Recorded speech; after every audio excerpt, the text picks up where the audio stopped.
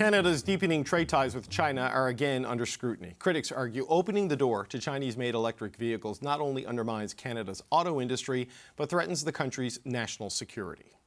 It's a multivariate threat, potentially. And the crux of the matter is whether or not you are able to trust the government that regulates the countries that are providing those vehicles.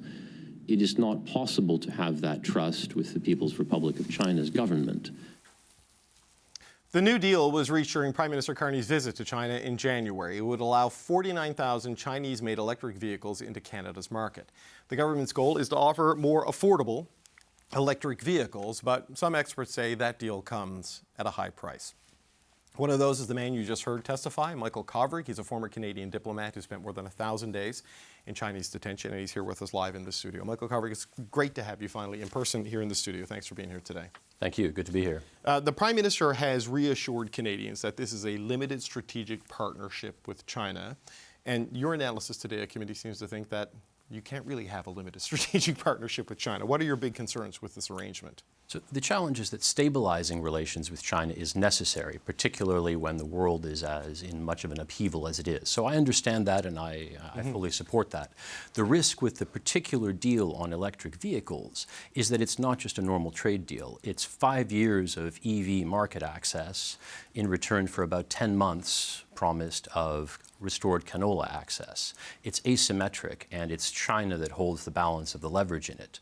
We've given the Chinese a long-term foothold in a strategic industry. And that's the key thing that the Chinese Communist Party understands, that Canadians need to understand. These are not just consumer goods. It's a strategic sector that China will use for leverage. Okay, that's a key thing too. It's not just trade of bulk commodities. It is the nature and the specific value and future potential of this particular industry that makes it so difficult. Because you testified today that opening the market to the EVs risks weakening our national security and undermining our auto industry. So where are the pitfalls that you see here?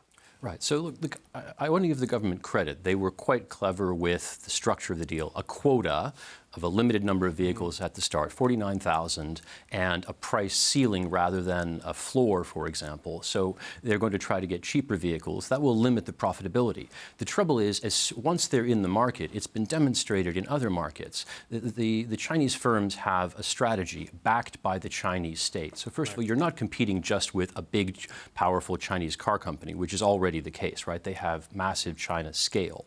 But they're backed by the full might of the state with over $300 billion worth of subsidies over the last decade, supportive tax breaks, cheap land, suppressed wages due to lax labor laws, forced labor in some cases. They have a whole mass of structural advantages that create unfair competition with other companies in any market, including Canada's.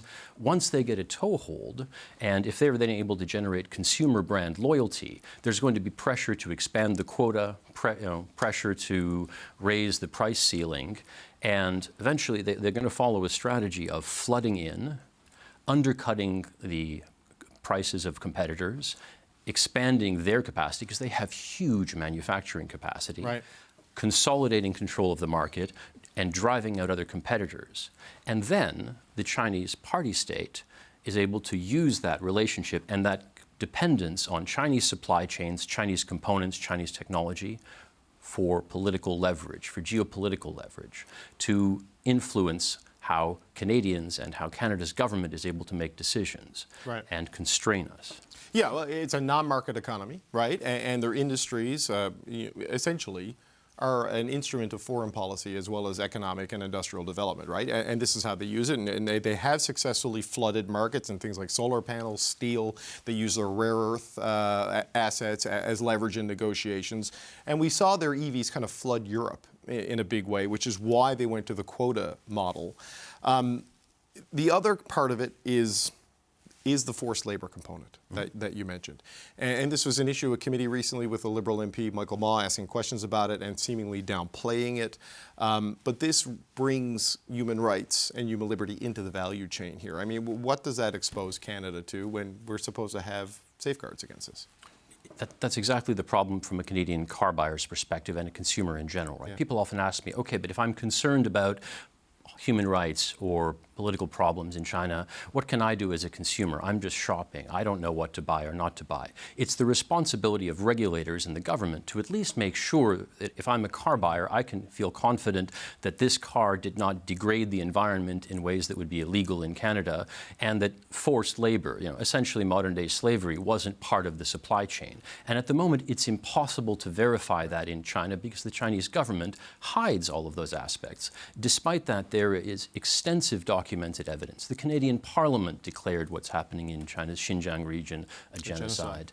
Yeah. And there's ample credible human rights reports from independent organizations, from UN special rapporteurs, that forced labor is a serious problem in China, and it is coordinated by the government. That is one of the things that makes it distinctive. And so at the very least, we need legislation and regulations and also enforcement to ensure that supplies of things being imported into Canada are not part of that. Otherwise, we become complicit in that forced labor.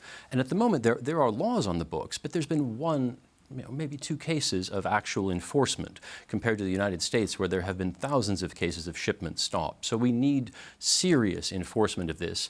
And that I think is the key to trade with China. Canada will trade with China. It's a huge economy. We cannot completely stop trading with them. But we need safeguards and regulations and clarity and transparency for consumers. And we need to be careful about what we trade. So how do you calibrate all of that in this particular moment, right? Because you said off the top, you understand the need to stabilize things with China, right? And because of the instability with the United States. And so much of that is the great power competition between the two superpowers of the age.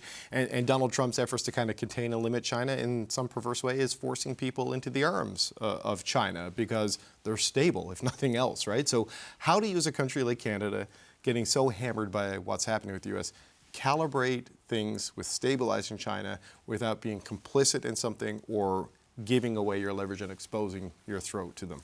Right. So ideally, you work together with allies and with like-minded countries. And that needs to include the United States when you're talking about industrial policy and a market like the automotive sector. So ideally, your plan A is you figure out a way to maintain an integrated North American auto sector, and you have consistent policies across North America. That's tough with this administration, right? Indeed. It says they want to take it from us. It's much harder now. Yeah. There's no question of that. And that's creating an opportunity for the Chinese, and the Chinese government is using that. They're making hay while the sun shines. They are trying, but we need to understand they are deliberately trying to exploit that and drive wedges between the United States and other Western countries and other like-minded countries because they want to divide and conquer. That advances their own agenda of making China the central power in the world and using supply chains and massive manufacturing capacity and dominance of world-leading technology to establish that power.